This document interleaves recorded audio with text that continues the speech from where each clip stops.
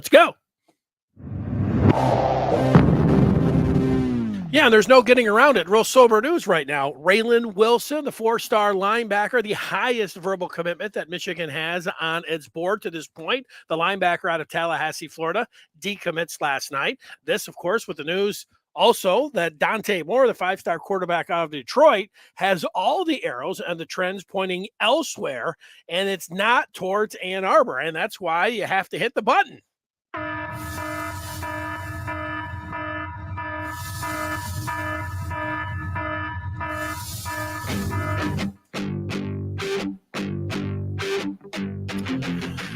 Welcome in, ladies and gentlemen, on this Wednesday, the 29th, the second to last day of June 22. We're ready to kick things off on Maize and Blue Review, Michigan football, basketball today. Today, we could call this Michigan football recruiting today, because that's going to be the heavy focus of this broadcast this afternoon. We're a part of Rivals.com, Maize and Blue Reviews of Michigan today. We're live weekdays at 1 o'clock talking about the latest in Michigan sports. If you want to participate in the show, go ahead and leave something on the feedback. I'll put that question or comment right up on the screen, and you can get involved just like that. Now, there are some different things to let you know about. And one, I know yesterday I was talking about the opposite of panicking. I was not hitting the panic button for Michigan.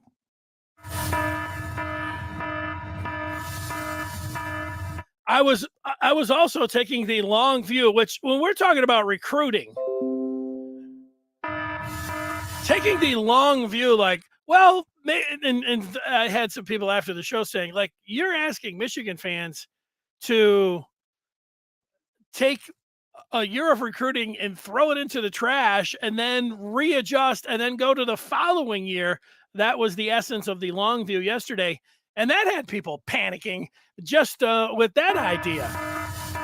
Well, little did I know that after the show yesterday and into the evening last night, that Michigan would lose its highest rated recruit on the board in Raylen Wilson. And that does have people panicking, and that is on the heels. Dante Moore out of Detroit is out at the Elite 11 in California.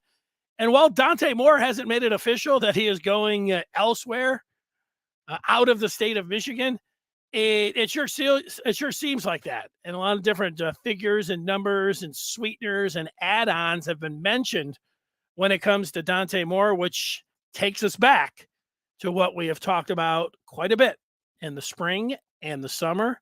And really, when we get to Friday, it will be the 1-year anniversary of name, image, and likeness. So let's just say the thing that we have talked about all year long with NIL.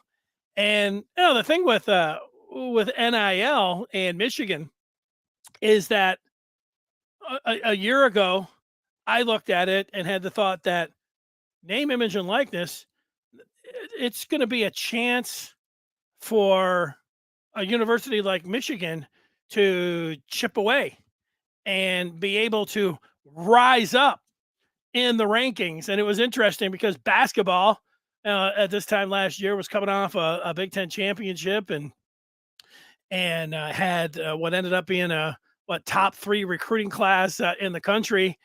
And, things were looking like, wow, man, just think about Michigan basketball. They were able to do this without name, image, and likeness. What's the future going to hold for Juwan Howard when he can go out there and be competitive with Duke, who was setting up prospects' parents with, homes, Kansas or Arizona, who were straight up LSU, who were straight up giving money to players. How was Juwan Howard get a fare? And then it got to football where Michigan's stance over in the 21st century has been pretty emphatic that they are not going to be cheaters when it comes down to, they detested the idea of paying players. And you'd have those conversations every year, should you get paid, everything else. And, Michigan would come up like, hey, you're getting a scholarship here. That's worth its weight in gold.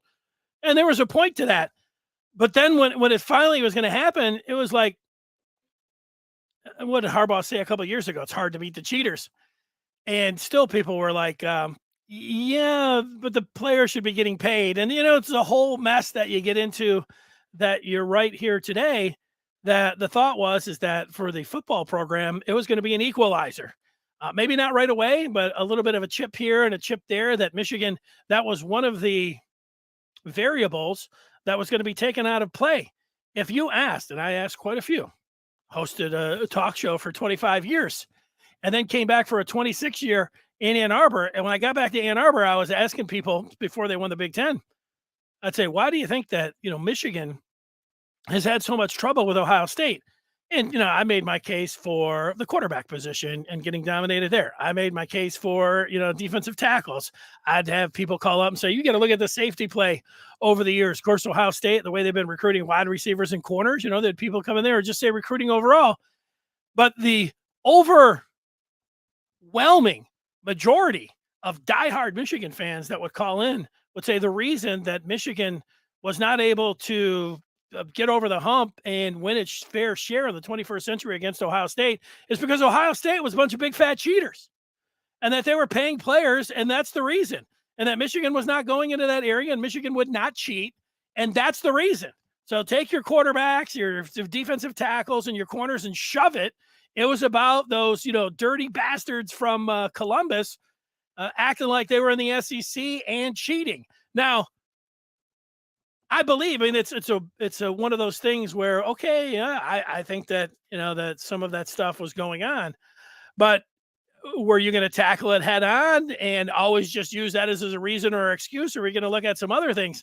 Well, I think it was, convenient, but Michigan built their culture around it. Like they were going to do things, I don't even want to say the right way, but when it came to the one specific aspect of football and recruiting, Michigan was not going to pay its players. They were not going to get involved in paying money. That was cheating. That was against the rules. Michigan was better than that, and they weren't going to do that. And then with name, image, and likeness, it was like, ooh, this is going to be an equalizer. Well, you found out that other teams, in addition to the teams that were, paying players under the table, now all the teams were like, hey, we can finally give them money. Let's do it. Except that fine line of guaranteeing and promising money, Michigan still stood up and said, we are not going to do that. And seemingly the rest of the country is having no problems with their boosters calling up the recruits and saying, yeah, we're not supposed to guarantee you money, but guess what? We are going to. Just don't tell anybody that we are. And if you do tell them, just issue a statement and saying that you didn't have anything to do with it, and you're good to go. And it's been happening left and right. And if you've been watching or listening to this podcast, what I told you is that the other teams don't consider this cheating. The vast majority of college football fans don't consider it, even though, you might have a state law, and even though that's what the NCAA says about the one thing about name, image, and likeness, you can't promise guaranteed money, a pay-for-play type situation. People are listening to that, and it's like, no, nobody's adhering to that. So everybody views it one way, and Michigan has been standing out here because it was a hill that they wanted to die on, or they did die on for years. And they used it as a reason of why that they weren't having quite the success that, teams in the SEC and certainly Ohio State, because they were not willing to cross that line. And they have still, even though the line it was a big fat line, it's been taken down to a pencil thin line, but they don't have a booster that wants to walk across that line and say, hey, here's the money. Even though apparently they've got a big war chest. And Michigan's approach is, yeah, we've got a big war chest. We can't guarantee it that you're going to get this money, but just guess what? When you peek inside there, woo, you have an opportunity to make unlimited money. Except I don't really know what the pitch is. I do know what the messaging has been from Jim Harbaugh. Jim Harbaugh's message was, you come to Michigan for the experience, not the money. You can make some money off your name if you want, but Michigan's now we can all just rehearse it. Michigan is not transactional. Michigan's transformative. And the day that I heard that, I came on and said, I don't like that message. And I heard it just a little bit before from Jim Harbaugh. He had rehearsed it. He had practiced it. Oh, he liked it. He was going to go for the T and T. That was going to be his approach when it came down. And he has since, doubled down on the transformational, not transactional. But now Michigan's losing recruits because other teams are getting very transactional. Now, there was a thought that Jim could say this, and then behind the scenes, the boosters and everything were saying something else.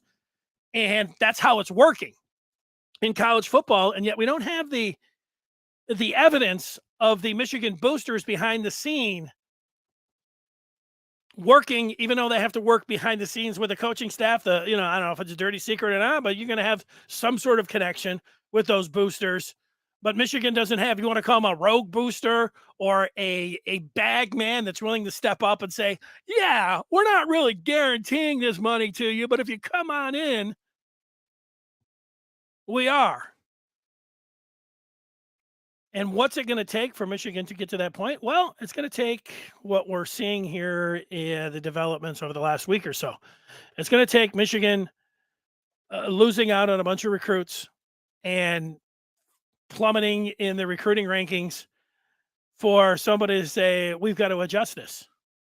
And if not, it's going to be one of those things where it comes down to National Signing Day and Michigan's not ranked in the top 10, top 20, top 25, maybe not even the top 30.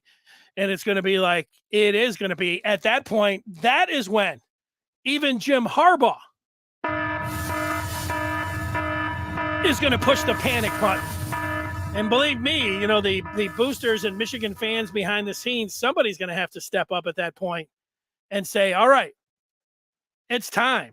Pay for plays is American as apple pie. Let's get it going.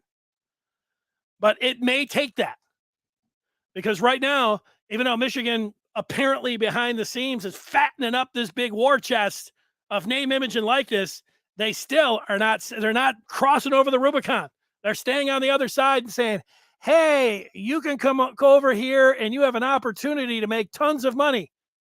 Where the other schools pitch is, here's $2 million, we guarantee it. That's the difference.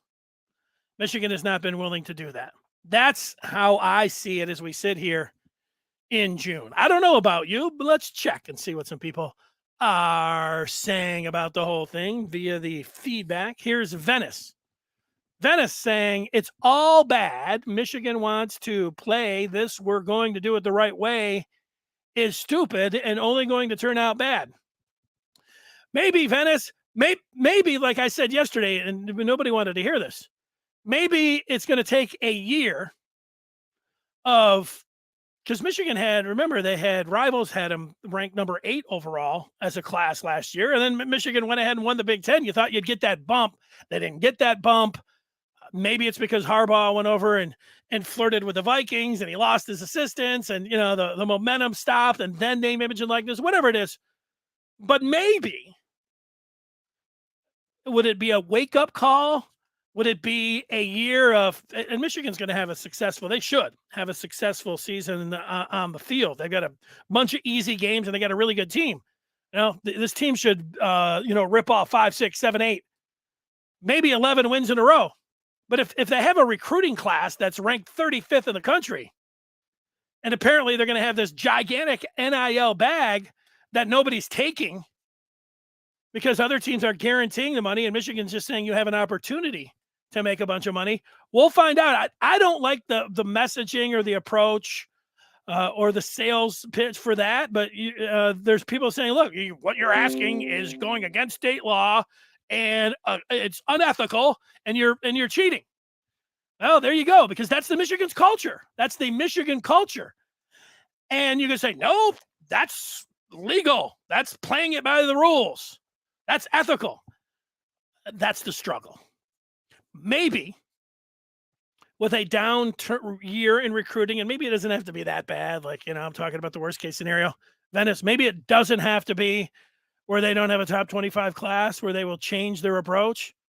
But I'll bet that if Michigan has a subpar, let's just say subpar recruiting class, that they're going to change their views. They have already changed their views. Last year at this time, when I was interviewing Jared Wangler, who runs Valiant, Jared Wangler was pretty emphatic that Michigan's not giving out cars to recruits. That's not what name, image, and likeness is all about. A couple months later, Zach Zinter and Trevor Keegan were driving around a Lamborghini. That messaging there, I like that messaging, actually. That messaging was, hey, we're not promising you this car, but we are kind of promising you this car. I like that imagery. And then I don't exactly know how it's going with Dante Moore, but there's been a lot of talk about Dante Moore getting $1, $2, $3, $4 million from the Ducks. Also that, Oregon's promising, that he can fly his family around, charter, that, they're giving his family jobs. Everybody's like, that's cheating. You can't do that. Well, you can, if you're Dante Moore, you can go out and let Dante Moore use his name for the charter business. And along the way, he can just have his family chartered around. There's a sponsorship for everything. That doesn't feel like, and I don't think technically that is cheating with name, image, and likeness. And as far as jobs go, are we talking about getting a job with a football team? Because if it's an NCAA rule, if you can't have a family member get a job, I would think even the freaking measly folks at the NCAA would say, okay, if your name's Dennis Fithian Jr., and you're the, this 5-star quarterback, you can't have Dennis Fithian be the offensive coordinator. You can't hire him. You can't hire him to be an offensive analyst. Is Oregon promising jobs to a quarterback's family? Like, are they giving him a job as a football liaison over at Nike? That doesn't seem like it's against the rules. And in fact, if the quarterback is shooting commercials for Nike, and part of his payment would be that, you can have somebody, we're going to open up this job as somebody who could work for Nike. You telling me Michigan couldn't invent something like that? That doesn't sound like cheating to me either. So, but the part that is cheating, put it in quotation marks, even though the fans don't care, even though most of the universities so far are showing that they don't care, and that the NCAA can't do anything about it. I mean, Miami's booster was flaunting the cash. What about this, the wide receiver that went from Pitt? They're like, oh, they're going to give him $6 million, whatever it was. And they're like, he hasn't even transferred yet. Let's hold on a second. What are you guys talking about? And guess what? He did transfer. I mean, if the Miami case, blatant pay for play, if the USC were giving you guaranteed money to transfer when you haven't even gone into the transfer portal yet, if they're not coming down at them at all, then it's you can do whatever you want. I mean, holding the line on ethics when, or driving 68 and a 70 when everybody's flying past you at 75, 78, the cops are standing by to the side of the road and they're not doing anything.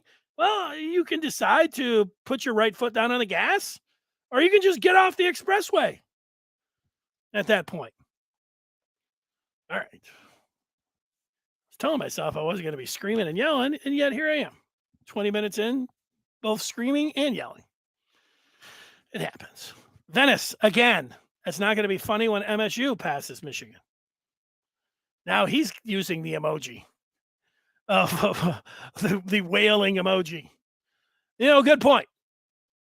The combination, there's a lot of things like, right now, and I didn't have it's not the heart. I didn't want to do it. Put up like where Michigan is currently on rivals in the Big Ten ranking, because there is a long way to go there. They're down at the bottom, sandwiched between Indiana's the worst, and then Michigan, and then Northwestern. Yeah, if they would finish down there, Michigan State would finish in the, I don't know, top 20, top 10 in recruiting. Yeah, me telling everybody to take the long view there, that's not going to work really well. But it could affect change. That was my point yesterday. Treppa. I was going to see Treppa on the feedback. He was rolling yesterday. What a difference a day makes. But what if Dave Brandon was still AD? I think he would have been the perfect Michigan man to use name, image, and likeness as intended. Groucho Marx emoji with a thumbs up. Dave Brandon. I don't know. Dave Brandon, unfortunately, thought he was like, on the team still. He liked the whole I'm the AD, you're not type thing. That was never going to work. He wasn't, it didn't seem or feel like all together, that he was all together.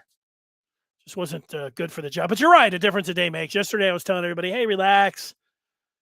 Even if Michigan blows it this year in recruiting, maybe that'll affect change. And maybe they can just take a year, take the gas pipe for a year, and then come back, the following year.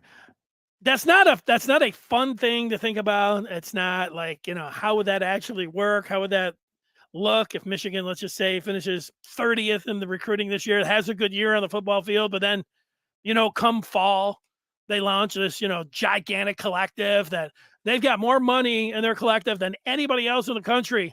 Come get it. And then the 24 guys are like, oh, hey, we can have millions of dollars. And then Michigan's going to be right back in there, and they'll be what you thought they were going to be. You are what they thought you were going to be, which was a big-time player in name, image, and likeness. But right now, they are who you thought they were going to be when it came down to not willing to cross over the line. And every time you start doing that with Denny Green, it just, you got to start yelling. You got to start yelling. And you don't even have to get the phrasing right. They are who we thought they were. And Michigan's letting them off the hook. Maybe I'm not crowning anybody yet. Recruiting crown. But here's the one part, Treppa, that doesn't seem like it's working well, is that the part about let's be patient and it's early in recruiting anymore. It's not early in recruiting. A couple weeks ago, it was early. This is at least, and you can be down after the first quarter. You're down a score, maybe even 10 points. You're like, hey, it's a bad start. But, hey, this is a comeback team. They are now into the second half, into the third quarter, and they're down. And guess what? They just had another score put up on the board by their opponent with this decommitment from Raylen Wilson. And, oh, yeah, they went for 2. And it looks like they're going to lose Dante Moore. Maybe not. It's always going to be the big one. So, you're getting to a point where if you're making the analogy of a football game in recruiting, that Michigan's in the middle of the third quarter. And what are they down now? 17 points? Sure, they can still come back and win this thing. They could also lose it by 20 or 30. All right. Yeah, what a difference a day makes. KC, just let the boosters pay the players like the Fab Five. Well, you bring up the Fab Five, and that's always really interesting because Michigan back, and it was really before the Fab Five, where Ed Martin, who worked down at the Rouge plant in Detroit, was just a big basketball fan, hanger on. But Michigan used to go ahead and let him walk right in, VIP style. They would leave tickets at the window for him, will call. And, he would come in, and everybody would say, hey, that's Mr. Martin. And the basketball staff would be looking the other way. And the kids from down in Detroit, Uncle Ed, pop open the back of his car. He'd have some cakes in there with cash. And then Uncle Ed, who was running before gambling was legal. He was running numbers and taking bets every day at the Rouge plant, and he was stacking up gigantic sums of cash, but he needed to wash it. That's when he was like, hey, why don't I give 10, 20, why don't I give $200,000 or more to Chris Webber? Because when he gets into the NBA, he'll be able to wash that money. It's his first couple of contracts, he'll be able to make hundreds of millions of dollars. What a great scheme to be able to clean my money, hook up the locals with cash and cakes, shoes out of the back of my car, cars, and then get that money back clean when these guys go to the NBA. Yeah, well, unfortunately, if Ed Martin was just getting that money in running pools where the FBI didn't get involved, when the NCAA called Ed Martin and said, hey, are you giving tens of thousands of dollars to Louis Bullock? He could have just said no. And that would have been the end of it. Unfortunately for Ed and for Michigan basketball, the FBI got involved and they put him on the stand. Well, I said, if you lie, you're going to do some hard time. And that's when Weber's like, I took some pocket cash. Couldn't afford a pizza, told Mitch Albom. But meanwhile, he admitted to taking over $200,000 to avoid jail time. And it still stands as the most egregious take by any NCAA athlete ever. The interesting part of that, KC, is it's weird because Jim Harbaugh, who is, people are like, Jim Harbaugh's got great ethics and he's a great guy and all these things. And I don't want to. He does say like all those kind of things. He's the coach. But that coach made that player that we just talked about an honorary captain. That was a long time ago. The coach who's saying that Michigan's transformational, not transactional, put the player that took the biggest transaction illegally ever and made him an honorary football coach a couple years ago. So, yeah, there's a lot of mixed messages that are going on. When I saw that, I hit the panic button. No, it wasn't illegal, but the messaging was there anyways. Let's get some more feedback. It is coming in. It's not all going to be me crazy stuff panicking about Michigan football recruiting. Coming up, I should tell everyone that we are going to, I thought I put it up on the screen here. Maybe not. We will get to the Michigan players and how they look as potential all Big Ten players, how they look as potential All-Americans. But yeah, right now, I am hitting the panic button. If you just type in panic on the feedback, wherever you are, I will push the panic button. Let's get back to the feedback.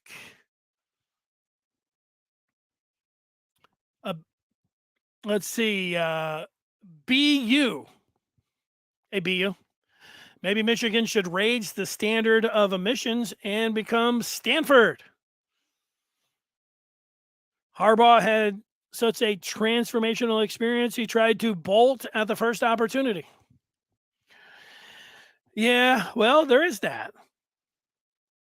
I actually thought, Bloom, that, and there's a lot of Michigan fans that don't agree with this, I think that Harbaugh was hoping that he was going to be able to get an NFL job the year before when he was out there during National Signing Day and was nowhere to be found because he didn't have the contract.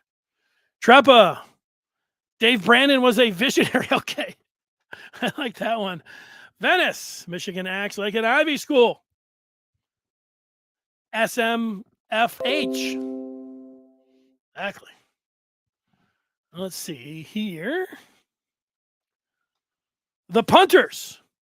I actually appreciate the philosophy behind Michigan/Harbaugh's NIL approach. However, I think it has hurt them in recruiting. You can tell by the late switches of recruits. Yeah. I mean, if you're taking a step back and saying, look, Michigan is going to play it by the letter of the law, they are not going to go against what the state of Michigan policy is. They are not going against what the NCAA rule is. They're going to play it above board. Yes, there is something. It's not all, but the other side is that nobody cares. Maybe a few, like the punters, like you appreciate it, but would you care if Michigan just joined the fray and did what everybody else was doing? I wouldn't. It got to a point even before NIL. I was like, if Ohio State's doing all this and everybody's praising them, Nick Saban has been put up there as this, the deity of college football. And we all knew what Alabama and the rest of the SEC was doing. Maybe Michigan should have joined the fray even before this. So now with the NCAA doing nothing about their rule, and most everybody agrees that the players should be paid. Who cares if you're guaranteeing them the money or not? For the longest time, the greedy schools, and it's not specifically Michigan, they're all greedy. And that's what I guess. I say I guess because, I guess that's what millions upon millions of dollars will do for you. Michigan, along with the rest of the, Big Ten schools, are about to get over $50 million a year just from TV. They're about to get close to $100 million. Conservative estimate, $75 million. That's a big increase. Just for the TV contract. That's before they sell one ticket. Michigan's got all home games. What do they clear? $25 million per game? So there's an awful lot of money there. So, yeah, when you're talking about, I don't want to pay a quarterback $3 million and I don't want to fly him around the country and I don't want to promise anybody a job. Well, there's a lot of money at stake. Maybe you do want to do that. Especially if you can't get him the other way. All right. BU. This recruiting class was doomed when Dante didn't pledge early. Yeah. Well, Dante's a smart kid. And you can tell that. I mean, I've never met him in anything, but when every single school wants you, and that's just reading, he's out at the Elite 11 throwing right now, and I guess he's the fourth ranked, rivals fourth, and there was somebody that was watching him and saying, this kid never misses a throw. If he's the fourth ranked guy, then it sounds like the rivals get ready to boost him up. He's out there putting on a show. And Arch Manning's not even out there. Maybe they should drop Arch Manning. I mean, that'd be punitive. But I think that's another story. I think that Dante is going to get a bump. But you're pretty smart. When you know that you got everything going for you and this is the first time out, I mean, it doesn't take a genius, but, hey, let's play this out, see what all the offers are going to be. And then take the best one. Is the scholarship guaranteed money? Yes. But I think you wiggle around that by saying, look, it's, scholarships. They're actually not giving you any money. Right? But I get what you're saying. Yeah, I mean, you're at the Big Ten, I think you are guaranteed 4 years, right? And what's that cost at 4 years? 300,000. I'll say 300,000. I don't know if that's conservative, but conservative would be 200,000. $250,000 guaranteed. That's different than offering somebody. That's school. It's extraordinary that it costs that much money to go to school. That's not very inclusive. All right, more feedback. Venice University has made hundreds of millions off the backs of these kids and still playing this ridiculous good guy role. It's just stupid. Yeah, there's that part about it. For years, I guess I'm going to have to play the I'm old enough card again, but I am old enough to remember when I used to say, look, because I went to college and took out some loans and, things like that. And you're thinking, wow, man, You can go for 4 years at these most prestigious universities in the world, and we're acting like that's chump change, and that's nothing. And you're gonna even back then, the cost of a 4-year university was 100 or $200,000, 150. Now we're talking about 200,000. That's nothing to sneeze at. But when the coaches are getting paid 9, 10 million, what did Tucker? They just gave Tucker 95 million. Tucker gets 95 million for winning a couple games. All these coaches are making, they're not making 1, 2, 3, 4. They're making, $7, $8, $9 million. The coaches are making that. These guys see the TV money that's in the billions. The kids should be part of that. It is ridiculous. That part. And if they were saying, this television contract, like they came out of the Big Ten, instead of, they're getting over $50 million right now. And like I said, they're probably going to get between 75 and 100 million just from the TV contract. If the Big Ten came out and said, look, we're only going to take half of what we were taking, and we want more people to be able to watch Michigan games, and we want less commercials. And so just give us half the money, and let's take the 25 or 50 million and let's, spread that out to college football fans. Let's reduce our ticket prices. Let's put these into scholarships. And come on. That's not happening. I don't know. That sounds stupid when I start talking like that. Okay, we do have a little bit more on the feedback, and let's just do it. Michigan's still not as bad as Florida State. It's not cheating anymore. Other schools are not cheating. They're doing what's right, which is pay them, period. Well, technically, if you've talked to enough Michigan fans, it is technically, against the rules. Say Harbaugh leaves, what coach worth their salt comes to Michigan? There'd be a lot of coaches that ought to come to Michigan. Look, the way that it sits right now, it doesn't actually look great. But again, can Michigan survive one downturn in recruiting? It's not ideal. But because they just won the Big Ten and they've got a really, fantastic class, could they come back next year if they came back and jumped right in and had a top 10 class? I think they could weather it. So, yeah, there's plenty of guys that are going to line up to take a $9 million per payday. You know that. 8 schools getting over 100 million. Don't cry about Miami and USC. Yeah, I'm just crying. Just crying. One more. Ike scholarships are not guaranteed, no matter if they are full scholarships. Even full scholarships are re-upped yearly. Yeah, I don't know the technically, Ike. I thought that in the Big Ten, once you signed, that you were just happened just a couple of years ago, that you were guaranteed 4 years. Now, yeah, do they process kids like, you're not here, you're not worthy or whatever, and behind the scenes, and the kid ends up transferring? Yeah. But I think, Ike, if you got a scholarship to, let's say, Michigan State or Michigan, that you technically, have 4 years. Now, it's different. And the SEC, I don't think that's the case. And they process the guys, straight up. And it's done elsewhere. Like I said, hey, come on, go somewhere else. But I think you can stay. Now, that's my understanding of it.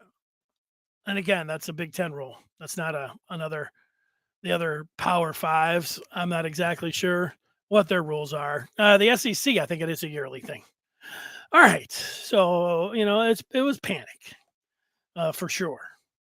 And some of the things, let's see if I talked about all the stuff. So just recapping, you're just joining us. Raylen Wilson, the 4-star linebacker out of Tallahassee, Florida, just came up and visited. It was only last week I was putting pictures up of Raylen Wilson. Looked like he was, there are pictures. I say he looks like he was having a great time. He probably did have a great time. But at some point when he was up here, maybe he said, look, I want $1 million. I don't know what the conversation went, but it was he like, where's my million? Was Florida texting him while he's up there? A big stack of cash and saying, we guarantee you this. Ask Michigan, where's your $1 million? And then Raylen would say, hey, can I have $1 million? They're like, we can't promise you that. And Raylen's like, I'm out. Gone. Thing with Dante, Oregon, the sweeteners, the guarantees, the planes, the cars, the jewelry, the jobs that are being promised. There's some in the Michigan circle saying that's cheating. I think you can get around all of that. I mean, it's money.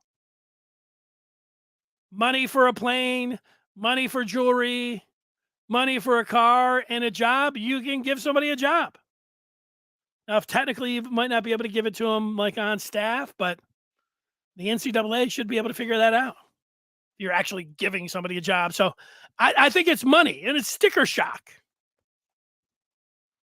It is. And that the part about the guarantee, again, I'm not going to go and parse my words about the thin line about, hey, here's a guarantee, but you have the opportunity elsewhere. But I will say, what's the worst and best case scenario as we sit here right now? The worst case scenario is that Michigan just goes belly up here, and, Harbaugh triples down, quadruples down when he comes back from his vacation. The next time he goes on some kind of podcast, maybe the spoon-fed podcast with Jansen or something, and says, yeah, we're transformational. I mean, if he comes out, singing that tune again, like, it would have been, I don't know, easy, but like if Harbaugh would have run his, hey, what do you think about the transformational transaction thing I'm going to roll out there? I'd have said, that's fine. How about you also just add that we want to be transformational, not transactional, but look, if you come to Michigan, there's an unlimited amount of money that you can make. Why not just say that? Add that in there. We haven't heard that from Harbaugh. The addition that Harbaugh said, like, I like name, image, and likeness. You should be able to get 10% off a T-shirt with your number on there. Like, all right, Jim, we're talking about T-shirts, and, these guys people are offering them 7 figures. I mean, come on. What's the transformation here? So the worst case scenario is Michigan goes belly up in recruiting, and they are not able to, when they finally decide to get back in the game or whatever it is, they stay to the we're not transactional. And then it continues on with basketball as they're not able to land anybody. And then it gets to one cycle becomes 2, and then, there's your worst case. So the worst case is terrible. Best case is that Michigan and the folks behind the scenes, they see this and they say, well, what can we do? And somebody says, well, we need a bag man, or we need somebody that is willing to cross the Rubicon and start guaranteeing some of the money. And maybe Michigan starts doing some of that. And maybe there's plenty of, 5 stars out there. And look, July 1st is coming up. In fact, July 1st is what, a Friday? There's supposed to be this weekend a slew of recruits that are coming to Michigan. So maybe as early as this weekend, Michigan's going to be reeling in some 4 stars and these guys, and maybe Michigan has changed their approach and their messaging with these players. We'll see. If Michigan goes to this weekend and they don't land any of these guys, they look like at least 2 or 3, maybe even more than that. They're supposed to be getting in, and some 4 stars. They strike out this weekend, and then it's freak out time. It's more than panic time, whatever more than that is. We're at DEFCON 3. It's going down to DEFCON 1 at that point.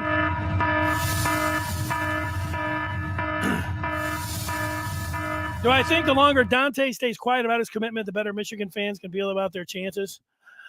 I don't. I would feel better about Michigan's chances. Yeah, because right now it seems like any day he's going to commit to Oregon. So I would say yes. And because right now Michigan's stance, and Harbaugh is on vacation, and the latest from Harbaugh is that Michigan is not transactional, And that the latest from Oregon is that, they're spilling out, 7 figures and planes and jobs. So yeah. And if you can get through this weekend again, where it looks like maybe Michigan has changed their approach, where, hey, they're getting commitments and highly ranked commitments, and they're not hitting the exits. This would be a good sign. And maybe that's what Dante is waiting for. It's like, look, you got to at least match what all these other schools are doing somehow. And I get, this is me talking as Dante, I get the promises, but can we get to what's the closest thing you can get? Because they're guaranteeing it. What's the closest that Michigan can do without crossing that line, talking about the promises and the opportunities of the money, so he doesn't have to go, 10,000 or 3,000 miles away to Oregon to play? Weistro. It's never been more clear how important money is to college football programs.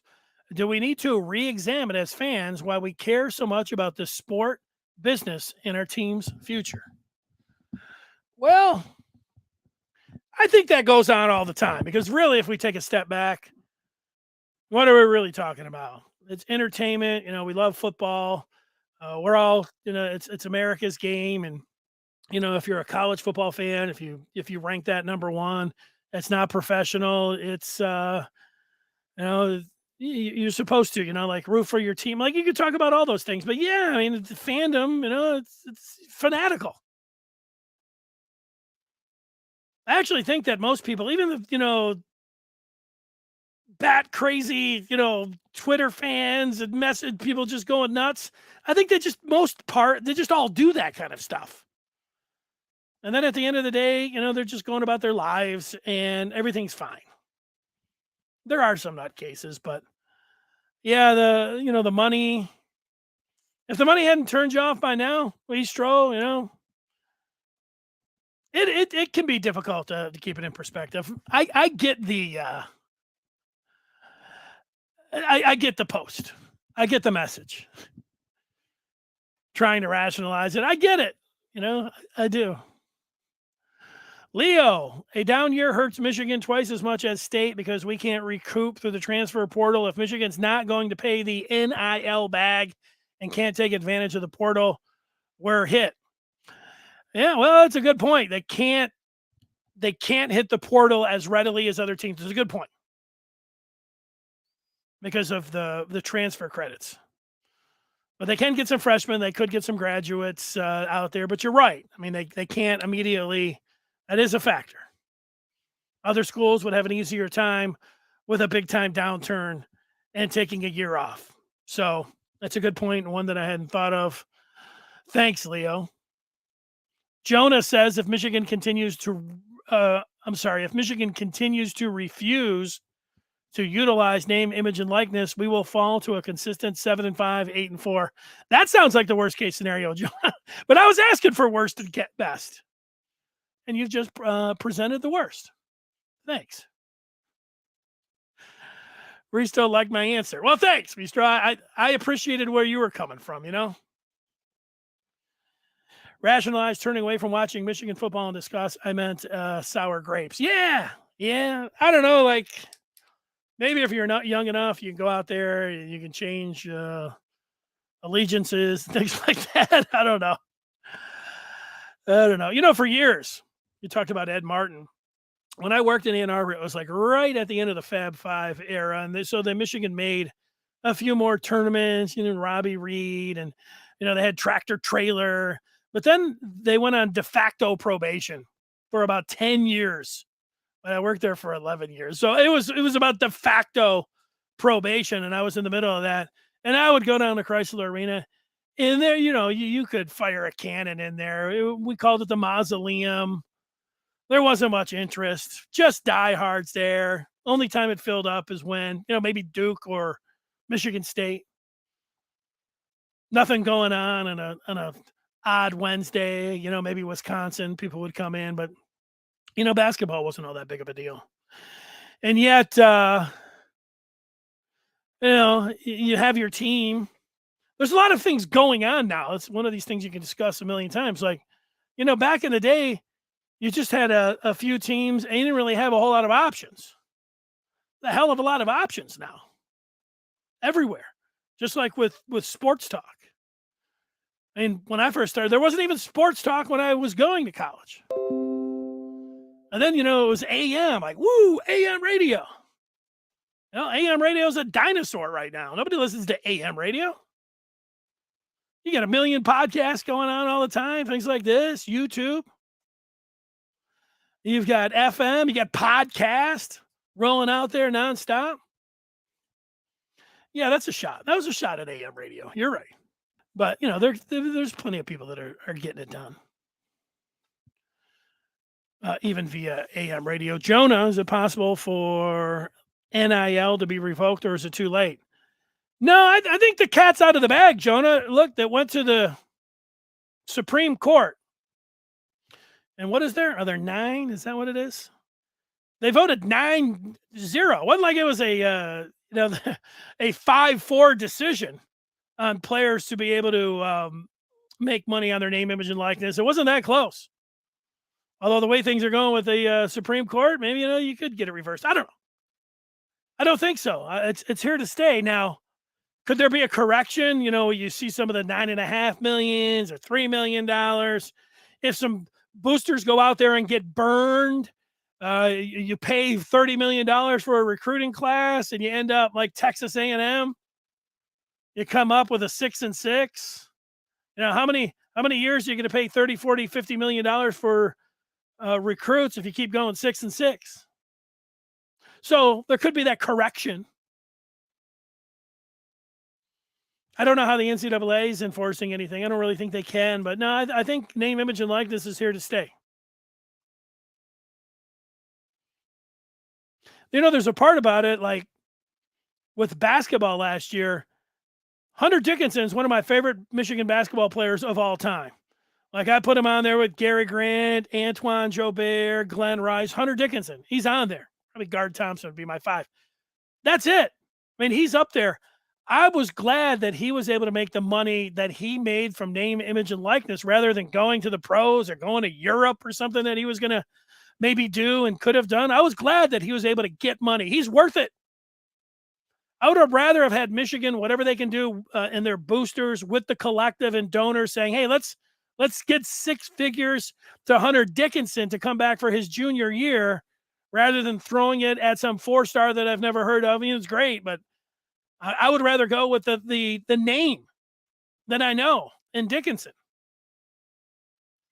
And there's a few things like, and I'm right there. Look, I've been charging out, screaming and yelling all day and panicking, hitting the panic button about, Michigan losing.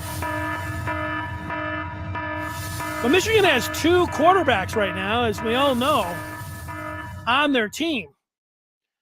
And if you're telling me, like, I don't know, J.J. McCarthy, 2 months ago, and I know there's people that dispute this, but I had somebody tell me that McCarthy's making 6 figures, 200,000. This guy said. Now since then he's cashed in on some donut deal and maybe a little bit more, but well below. Like I don't think J.J. McCarthy's getting $1 million. I don't think he's making $1 million. I think there's some Michigan folks that think he's getting paid more. I don't think so. Would I rather?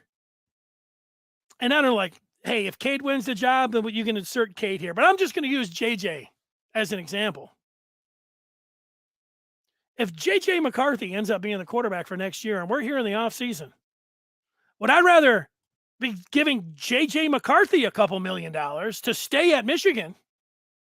Or would I rather be throwing it at a recruit? The answer is both, but that is a little bit. And is it unfortunate that JJ couldn't get the upfront money because, it was before NIL? But that's the tricky part for teams. And the one thing about teams that prior to NIL that were already paying players, well, they already cashed in. And so I think it's easier for them. The teams that, were going below the table before, under the table. That's another factor. It's a tough one. Another tricky one. I wish I could just clean it up and put a nice bow on all this. I'm not sure I can. So let's get to all Big Ten and All-American Wolverines. No NLI mentioned here. So for this, I looked to the all Big Ten offense from last year. They had first, second, and third team. Cade McNamara made third team all Big Ten last year.